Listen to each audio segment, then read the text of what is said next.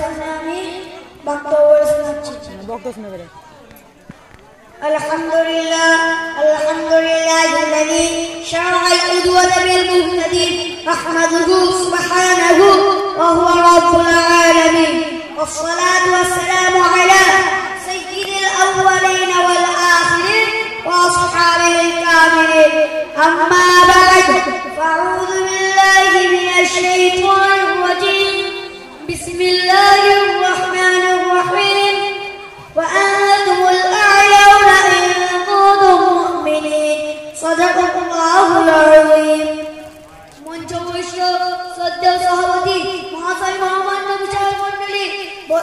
বিচারমণ্ডলী, বহিরাগত অতিথিবৃন্দ, এক কথাই জানা জ্ঞানাগুণ মর্যাদায় ও বয়সে বড় তাদের প্রতি যথাযোগ্য শ্রদ্ধা ও সম্মান, সমবয়সীদের প্রতি ও প্রীতি ও ভালোবাসা, বৈঘনিষ্ঠদের প্রতি সীমাহীন শ্রদ্ধা জানিয়ে কিছু বলার প্রয়াস রাখছি। আজ এই আলোকোজ্জ্বল সুমঞ্চিত মঞ্চে একটি কথাই আমার হৃদয় ঘটে বারবার আছে বলছে যে এমনই হাল আমার নাই থাকে, এমনই হাল আমার নাই থাকে, কারণ জ্ঞান আমার সত্য, যোগ্যতা আমার সীমিত।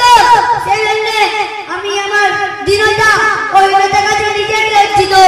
তবু আমি সব দোয়া প্রার্থী অভিলাষে আপনাদের সম্মুখে উপস্থিত হয়েছি মুসলিম জাতির অগ্রগতিপথে সমস্যা সমাধান সংক্রান্ত নাতিদিগো আলোকপাত করার জন্য আল্লাহ পাক সর্বোত্তম সাহায্য করি। মুসলিম জাতির অগ্রগতিপথে সমস্যা সমাধান সংক্রান্ত নাতিদিগো আলোকপাত করার জন্য আল্লাহ পাক সর্বোত্তম সাহায্য করি।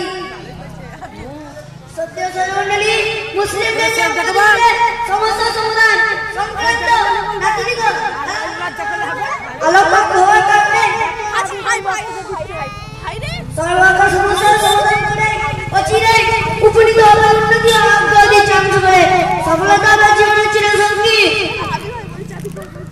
রইলাম তারা। এখন বর্তমান বিশ্বে কোনো মুসলিম রাষ্ট্রকে অগ্রগতির চূড়ায় উপনীত হতে দেখা যায় না, কিন্তু কেন আধুনিক জ্ঞান বিজ্ঞান ও ঈশ্বর পৃষ্ঠের আলোচনায় উপনীত হয়েছে উন্নতি ও অগ্রগতির চাঙ্গ করে সফলতা আমার জীবনের চিরসঙ্গী চাক্ষুষ প্রমাণ হিসেবে আমেরিকা জার্মান জাপানকে জ্বলন্ত নিদর্শন হিসেবে দেখতে হয়। বন্ধুগণ, এবার লক্ষ্য করুন দায়িত্ব আদায় করলে কিভাবে মুসলিম সমাজ অগ্রগতি করে পিছিয়ে